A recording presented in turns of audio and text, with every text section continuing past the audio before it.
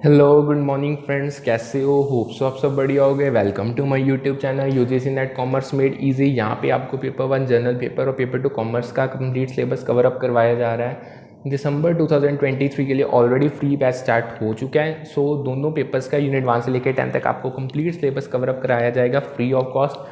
Daily basis पे structured way में classes conduct की जाती हैं। यूट्यूब चैनल पे क्लासेस अवेलेबल हैं। प्रीवियस ईयर क्वेश्चंस करवाए जाएंगे। आपको PDF notes free of cost दोनों पेपर्स के कंप्लीट यूनिट 1 से लेकर 10 तक इंग्लिश और हिंदी दोनों लैंग्वेजेस में टेलीग्राम चैनल पे अवेलेबल हैं। सो जस्ट आपको करना क्या है, आपको टेलीग्राम चैनल ज्वाइन कर लो, इसका लिंक डिस्क्रिप्शन में मिल जाएगा। सो वहाँ पे आपको notes, daily quiz, previous year question सब कुछ मिल जाएगा, अवेलेबल है।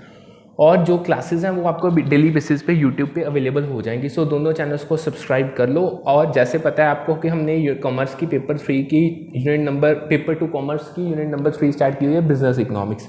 और आज हम उसका ही सेशन कंटिन्यू करेंगे। Today will be last session और आज हमारी पूरी बिजनेस इकोनॉमिक्स की यूनिट कंप्लीट हो जाएगी with top most important topic जो पिछले साल आए हैं और फ्यूचर में 101% प्रोबेबिलिटी है वो आएंगे। सो बिना टाइम वेस्ट किए हुए जल्दी जल्दी शिफ्ट होते हैं अप्रॉक्स पेज नंबर 148 पे, जहाँ पे हमने अपना लास्ट सेशन छोड़ा था।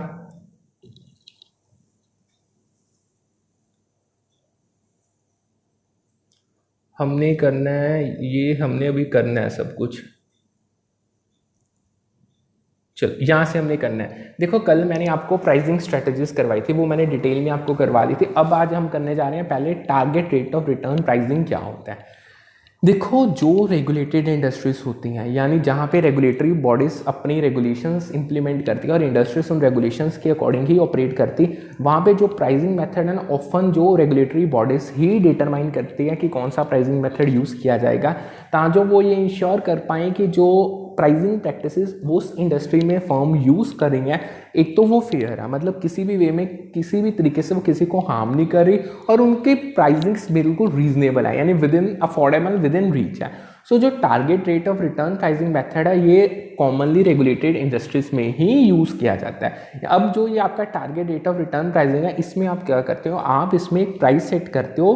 अब वो प्राइस के जो बेसिस होंगे वो होंगे जो आपके डिजायर्ड रेट ऑफ रिटर्न है इन्वेस्टमेंट पे, मतलब जो आपने इन्वेस्टमेंट किया है, जो आप चाहते हो कि उस पर आपको रिटर्न आए, उस चीज़ को मद्देनजर रखे हुए आप एक प्राइस को सेट कर दोगे। अब जो रेगुलेटरी बॉडीज हैं वो डिटरमाइन करते हैं कि एक एक्सेप्टेबल रेट ऑफ रिटर्न क्या होगी कंपनी के लिए उसकी इन्वेस्टमेंट पे।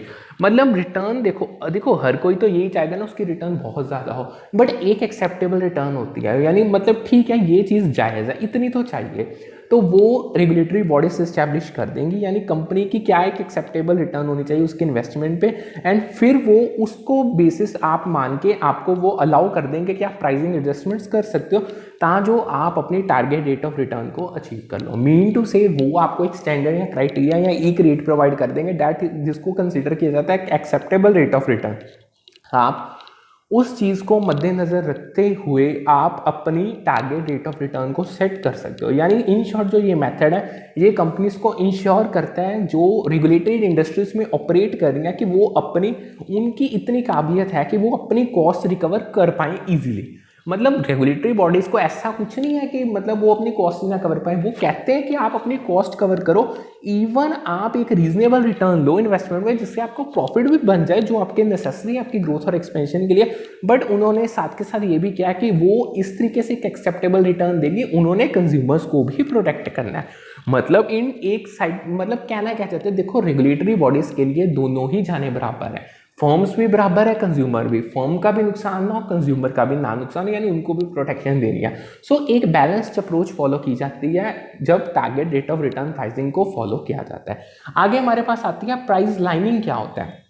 देखो जो प्राइस लाइनिंग है ना, ये प्राइसिंग की ऐसी प्रैक्टिस है जहाँ पे फर्म क्या करती है, वो एक टारगेट प्राइस सेट कर देती है, ठीक है, फिर वो प्रोडक्ट को बनाना स्टार्ट करते हैं, ये प्रोडक्ट या सर्विसेज कुछ जो भी उनका बिजनेस है उसको डेवलप करना स्टार्ट करते हैं जो उनको अलाउ कर दे, यानी ये चीज़ उनको अलाउ कर दे कि वो एक अपना मैक्सिमम टोटल प्रॉफिट कमा पाएंगे उस प्राइस तक। मतलब इन शॉर्ट सबसे पहले जो प्राइस लाइनिंग है इसमें क्या किया, पहले प्राइस सेट किया जाता है, फिर आप प्रोडक्शन को डेवलप मतलब प्रोडक्ट या सर्विस की प्रोडक्शन स्टार्ट करते हो या उसकी डेवलपमेंट स्टार्ट करते हो, और तब आप वो डेवलपमेंट इस तरीके से कैरी आउट करोगे कि आप अपने टोटल प्रॉफिट को मैक्सिमाइज कर पाओ उसी प्राइस पे, ठीक है।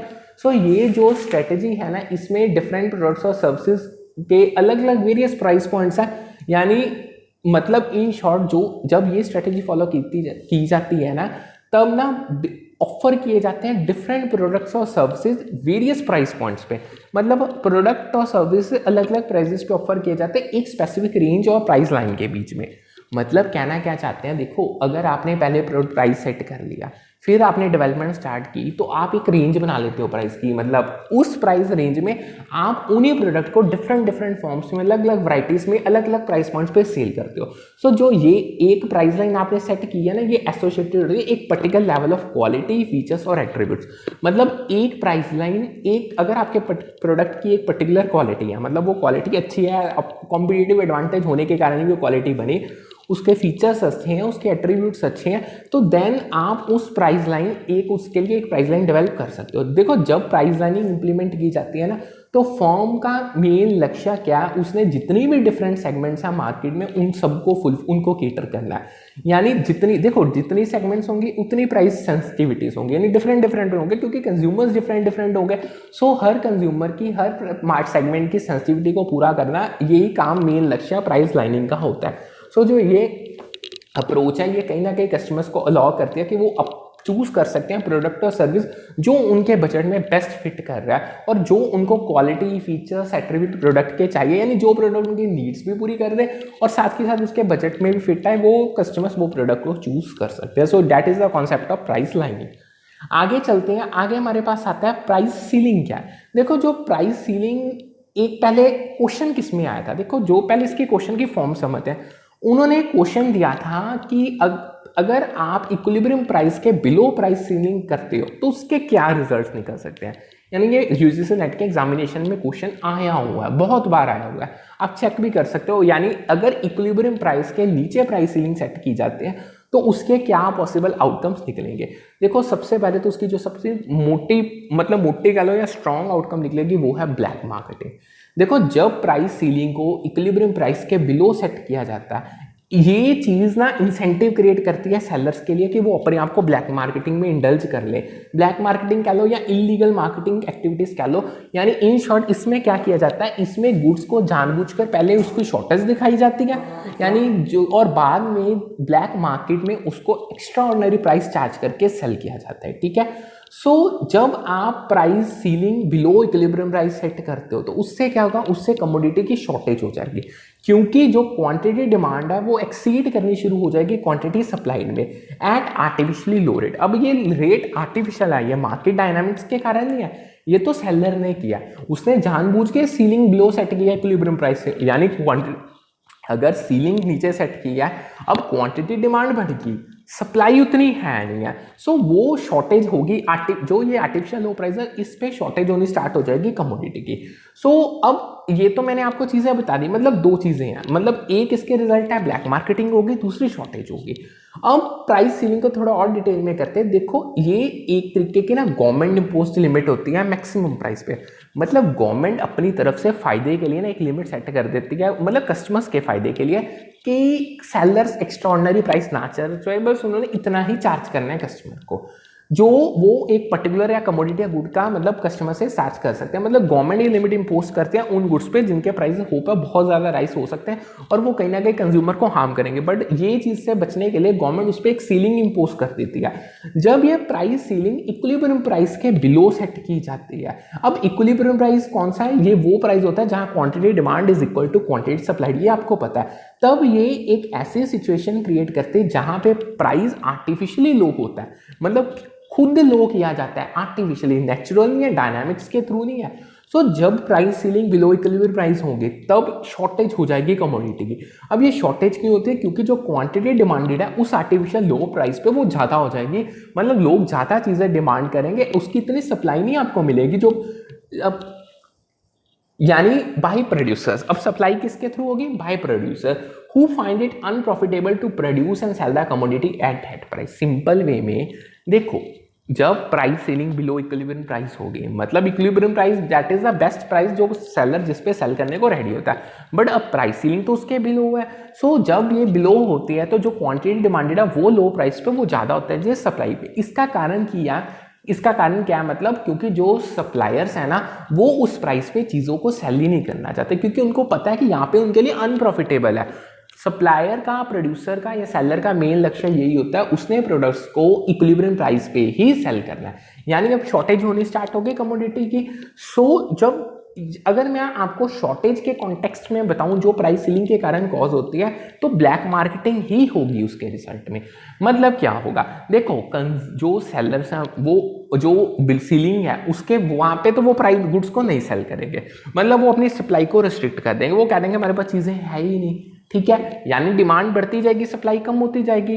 अब वो क्या करेंगे, अब वो जानबूझ के उन चीज़ों को हायर प्राइस पे सेल करेंगे ब्लैक मार्केट में, इलीगल, यानी उनके प्रॉफिट्स बनते रहे, ठीक है। इसे ब्लैक मार्केटिंग का कॉन्सेप्ट कह देते हैं। इवन ब्लैक मार्केटिंग को ना अंडरग्राउंड या इलीगल मार्केट भी कहा जाता है। बेसिकली ये क्या है, इसमें इलीगल बाइंग और सेलिंग होती है गुड्स की बहुत हायर प्राइसेस पे, जो लीगली इम्पोज सीलिंग से भी ऊपर होते हैं। मतलब अगर मान लो गवर्नमेंट ने सीलिंग इम्पोज कर दी, प्राइस सीलिंग इम्पोज करती, ब्लैक मार्केट में चीजें उस प्राइस सीलिंग से भी कई गुना ऊपर जाके बिकेंगी। सो जो ये शॉर्टेज की सिचुएशन होती है ना, इसमें जो इंडिविजुअल्स और ग्रुप्स हैं वो डैम श्योर है ब्लैक मार्केटिंग में अपने आप को एंगेज करेंगे। वो इस चीज के एडवांटेज लेते हैं। एडवांटेज कैसे, क्योंकि सप्लाई बहुत ज्यादा है, एक्सेस में है, डिमांड बहुत ज़्यादा है, वो एक्सेस में है, बट सप्लाई लिमिटेड है। सो वो कमोडिटी इलीगल मार्केट में या ब्लैक मार्केट में हाई प्राइसेस पे सेल करेंगे। जो मतलब जो ये सीलिंग प्राइस है ये गवर्नमेंट ने सेट किया, इससे भी बहुत ज़्यादा हाई प्राइस पे सेल की जाएगी ब्लैक मार्केट में चीज़ें, जिसके कारण उनको पोटेंशियली बहुत ज़्यादा बेनिफिट्स होंगे और वो ये शॉर्टेज को ज़्यादा एक्सलरेट कर देंगे। मतलब शॉर्टेज तो बढ़ेगी, बट कहीं ना कहीं इलीगल वे में सेलर्स को प्रॉफिट बहुत होंगे, ठीक है। इन शॉर्ट जो ये प्राइस सीलिंग, ये तो मैंने अब आपको डिटेल में बता दिया कि गवर्नमेंट एक मैक्सिमम प्राइस सेट कर देती है बिलो इक्विलिब्रियम, मतलब government below equilibrium price maximum price set कर देती है जिसपे सेलर्स ने चीज़ें बेचनी है, यानी वो इससे ज़्यादा कंज्यूमर्स पे चार्ज नहीं कर सकते। सो जब ये प्राइस सीलिंग इक्विलिब्रियम प्राइस के बिलो सेट की जाती है तो ये एक तरीके की ऐसी सिचुएशन क्रिएट कर देती है जहाँ पे क्वांटिटी डिमांड एक्सीड कर जाती है क्वांटिटी सप्लाई, सो जिसके कारण मार्केट में कमोडिटी की शॉर्टेज होनी स्टार्ट हो जाती है। और जब ये शॉर्टेज होगी तो ये कंज्यूमर कह रहा हूँ मैं, सॉरी, जो आपके सेलर हैं, जो प्रोड्यूसर, वो इस चीज़ के एडवांटेज उठानी स्टार्ट कर देंगे। वो क्या करेंगे, वो ब्लैक मार्केटिंग में इंडल्ज होना स्टार्ट कर देंगे, वो ज़्यादा प्राइसेस पे चीज़ों को सेल करेंगे। सो जो ये लोअर प्राइस सीलिंग है, जब यहाँ पे जो क्वांटिटी सप्लाइड है प्रोड्यूसर की वो डिक्रीज होगी, क्योंकि वो अपनी कॉस्ट को ही नहीं कवर कर पा रहे। या अगर मैं लीगल वे में बताऊं, अब पहले तो मैंने लीगल चीज़ बता दी ब्लैक मार्केटिंग, अगर हम अब लीगल वे में चले तो जो ये जब लोअर प्राइस सीलिंग सेट की जाती है ना इक्विलिब्रियम लो प्राइस पे, यहाँ पे प्रोड्यूसर रेडी नहीं होते चीज़ों को सेल करने के लिए, क्योंकि उनको पता है ना तो वो अच्छे प्रॉफिट कमा पाएंगे ना वो अपनी कॉस्ट कवर कर पाएंगे। सो ये एक रिस्ट्रिक्टेड प्राइस है, ये बेनिफिशियल नहीं होता प्रोड्यूसर या सेलर के। सो इवन उनका जो ये लोअर प्राइस इंसेंटिवाइज है, ये कंज्यूमर को और इनकरेज करता है कि वो ज़्यादा से ज़्यादा डिमांड करो। देखो सिंपल वे में प्रोड्यूसर या सेलर बेचना नहीं चाहता, डिमांड और बढ़ती जा रही है, वो कहता मुझे प्रॉफिट नहीं होगा, मुझे लॉसेस हो रहे हैं, वो चीज़ें नहीं बेचेगा, डिमांड कंज्यूमर ज़्यादा से ज़्यादा कहेंगे बेच सस्ती होगी चीज़ और ले लो। सो ये ना जो इम्बैलेंस क्रिएट हो जाता है एक मार्केट में, जो ये इम्बैलेंस है सप्लाई और डिमांड में, ये इतनी ज़्यादा शॉर्टेज क्रिएट कर देते हैं ना, क्योंकि क्वांटिटी डिमांडेड इतनी ज़्यादा एक्सीड कर जाती क्वांटिटी सप्लाइड को प्राइस सीलिंग के लेवल पे, यानी इस सिचुएशन में इतना ज़्यादा डिफिकल्टीज हो जाती है कि कंज्यूमर को डिजायर्ड कमोडिटी मिलती ही है, जितनी मर्जी वो डिमांड कर ले उसको वो कमोडिटी मिलेगी ही नहीं। और सेलर क्या करेगा, उसको जानबूझ के उसके पास पड़ी हो चीज़ चाहे, बट वो देगा नहीं, वो उसको राशन कर लेगा या एलोकेट कर लेगा, इतने इनएफिशिएंट, मतलब सिंपल कह लो उसको हाइड कर ले, उसको मतलब छुपा लेगा, नहीं देगा वो, क्योंकि उसका पता है उसके नुकसान हो रहा है। एडिशनली जो ये शॉर्टेज क्रिएट हो गया प्राइस सीलिंग के कारण, इससे ब्लैक मार्केट से मर्ज हो जाती है।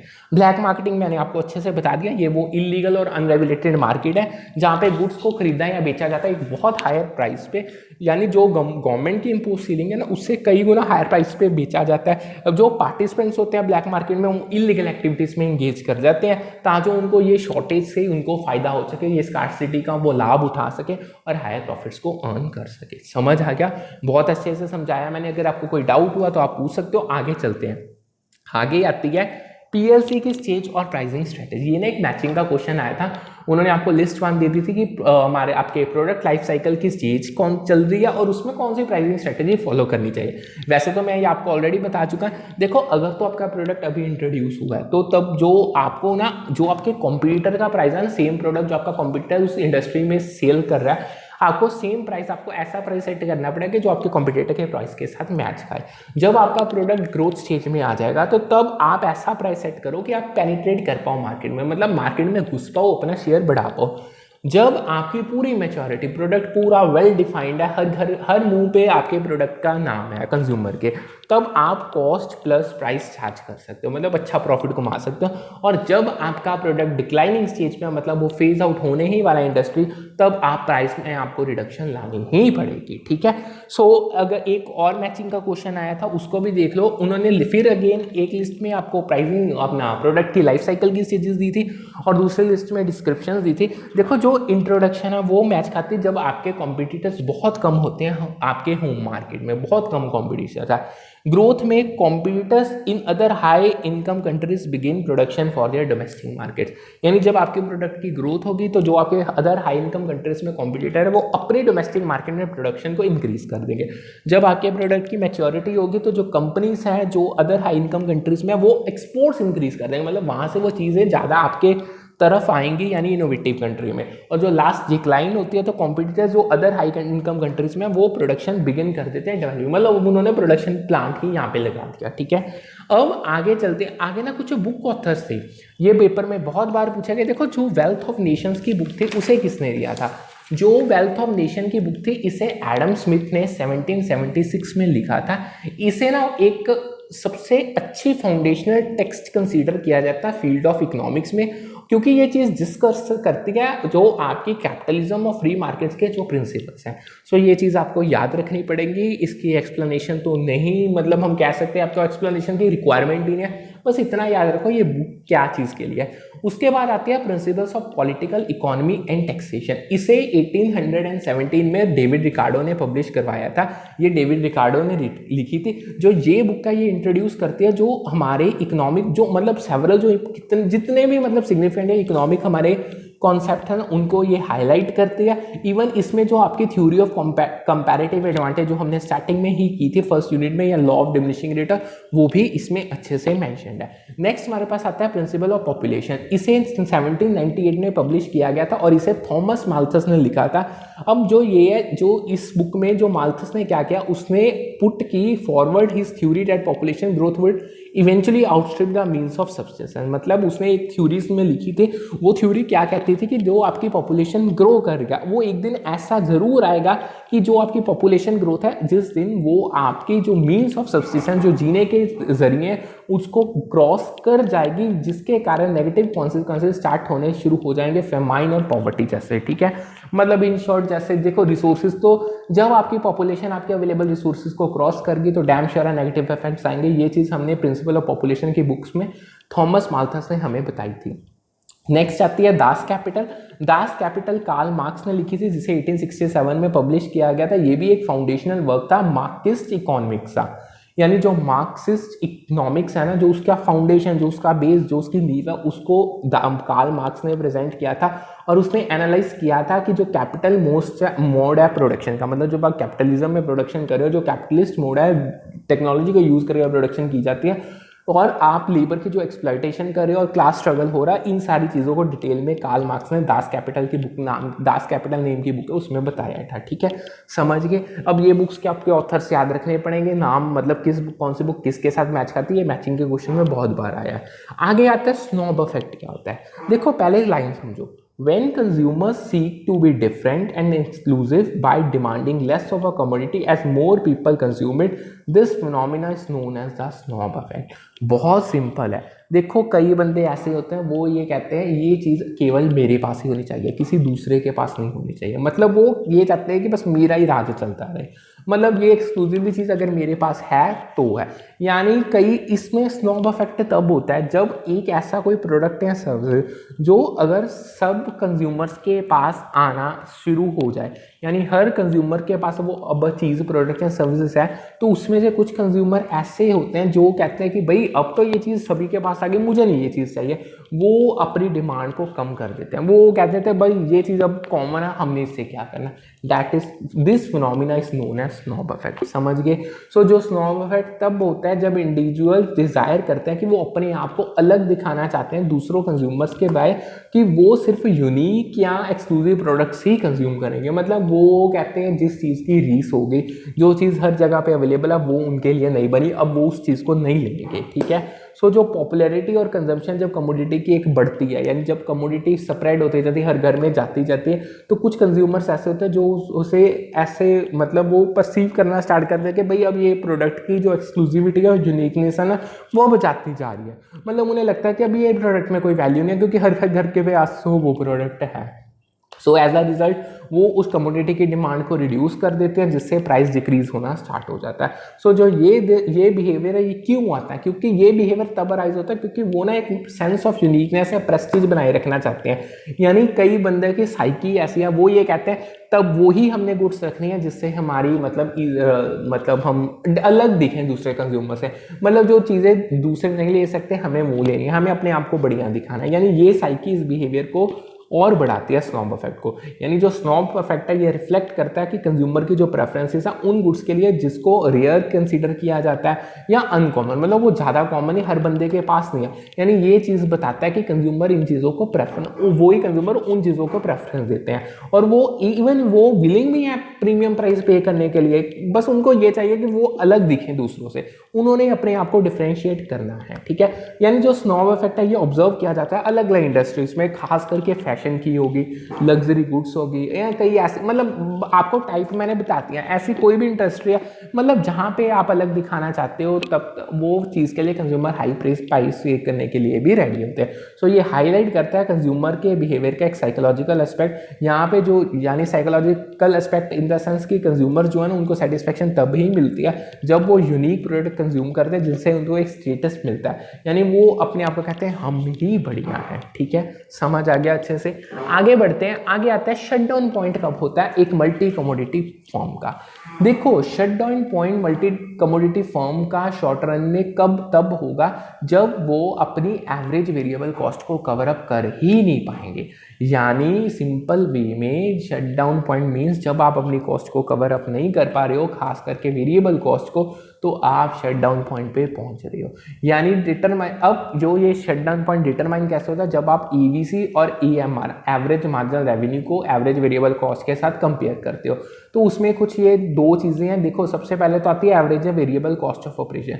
शटडाउन पॉइंट तब होगा जब आपकी एवरेज वेरिएबल कॉस्ट एक्सीड कर जाएगी आपके प्राइस या एवरेज रेवेन्यू के, मतलब जितना आपको चीजें बेच के पैसा आ रहा है वो पूरा नहीं कर पा रहा आपकी एवरेज वेरिएबल कॉस्ट को।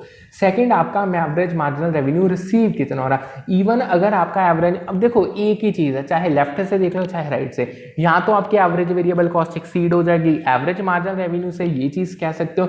यहाँ आपका जो रेवेन्यू आप अर्न कर रहे हो ऑन एन एवरेज बेसिस वो आपकी कॉस्ट को पूरा नहीं कर पा रहा है। ठीक है?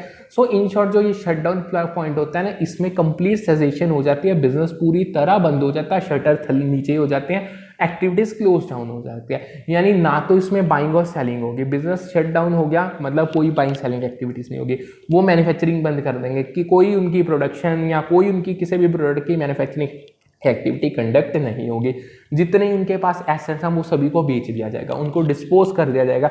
जो उन एसेट्स को बेच के पैसा आएगा उनसे जितनी भी उनकी लायबिलिटीज देनदारियां बनती है उनको पे ऑफ कर दिया जाएगा, और एट द एंड जो पैसा बच गया उसको ओनर्स को रिटर्न कर दिया जाएगा, यानी कैपिटल रिटर्न कर दी जाती है ओनर्स को। ठीक है? सो आगे चलते हैं, एक लाइन सुनो। When the revenue generated by business is less than its variable cost, it indicates that business is not covering its variable expenses and is incurring losses. In such a situation it may be economically wise to shut down the operations to minimize further losses। बिल्कुल assertion reason में आया था, absolute 101% correct statement है।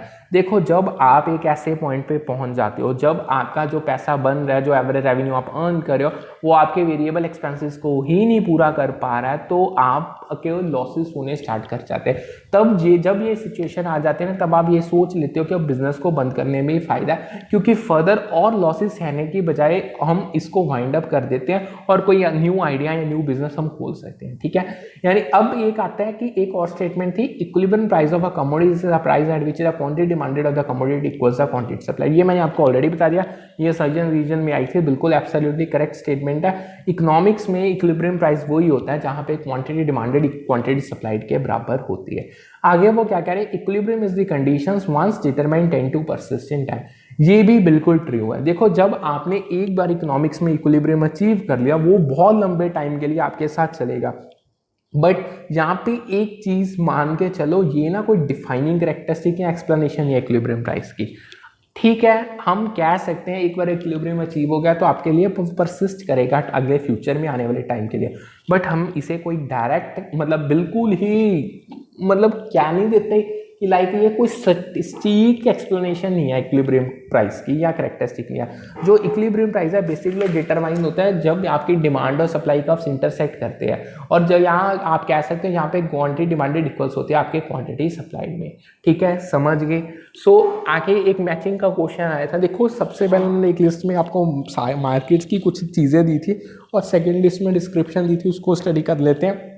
सबसे पहले जो size of market है, ये एक मैक्रो इकोनॉमिक फैक्टर है जो ग्लोबल साइज आपका मार्केट है ना उसके साथ रिलेटेड है, जिसे हम ग्लोबलाइजेशन ऑफ बिजनेस के नाम से भी जानते हैं। मतलब जितना आपका साइज होगा मार्केट का, मतलब आप मार्केट को स्टडी कर रहे हो, इकोनॉमिक को स्टडी कर इकोनॉमिक पूरी को स्टडी कर रहे हो, सो ये एक मैक्रो इकोनॉमिक फैक्टर हो गया जो आपका ग्लोबल साइज ऑफ मार्केट का मतलब कितनी आपके मार्केट है, प्रोडक्ट या सर्विस जो उसके साथ रिलेटेड है। नेक्स्ट आता है डेमोग्राफिक इन्वायरमेंट। क्या देखो, जो नॉन इकोनॉमिक इन्वायरमेंट है, जो ये that is basically related to population characteristic. मतलब जो आपकी नॉन इकोनॉमिक इन्वायरमेंट होगी, मतलब जिसमें इकोनॉमिक ट्रांजैक्शंस नहीं हो रही, मतलब क्योंकि देखो जो डेमोग्राफिक होती है ना इन्वायरमेंट, इसमें आपके पॉपुलेशन की कैरेक्टरिस्टिक्स आती हैं, क्या उनकी एज है, क्या उनका लोकेशन है, वगैरह वगैरह। सो इन शॉर्ट इससे ये नॉन इकोनॉमिक इन्वायरमेंट है जो पॉपुलेशन की कैरेक्टरिस्टिक्स के रिलेटेड है। ठीक है, नेक्स्ट आते हैं एक्सपोर्ट ओरिएंटेड यूनिट्स। जो आपकी फॉरेन ट्रेड पॉलिसी है वो रिलेटेड किसके साथ है, जो आपकी एक्सपोर्ट ओरिएंटेड यूनिट्स हैं उनकी स्ट्रेटजी के साथ। So in short export oriented units foreign trade policy के अंडर आती है। जो आपकी मल्टीनेशनल कॉर्पोरेशन है that relates to globalisation of business is related to multinational corporation operating in multiple countries. पता ही है आपको, यानी जो एमएनसी वो यूनिट होती है जो जिसका बिजनेस पूरी अलग अलग कंट्रीज में फैला होता है, उनके हेड ऑफिस एक जगह पे होता है बट उनके ऑपरेशंस वाइड स्प्रेड होते हैं, that is the globalisation of business. अब आगे एक मेथड्स आए थे, the methods of determining cost behaviour as follows. 3 methods हैं जो आपके कॉस्ट बिहेवियर होता है, यानी जो जिस तरीके से आपकी कॉस्ट ऊपर नीचे होती है प्रोडक्ट और सर्विस को मेजर करते हैं या उसको बताते हैं, उसके बिहेवियर को डिटरमाइन। सबसे पहले आता है high and low point method. ये हम वैसे अकाउंटेंसी आगे जब यूनिट्स करेंगे ना उसमें भी ये आएगा।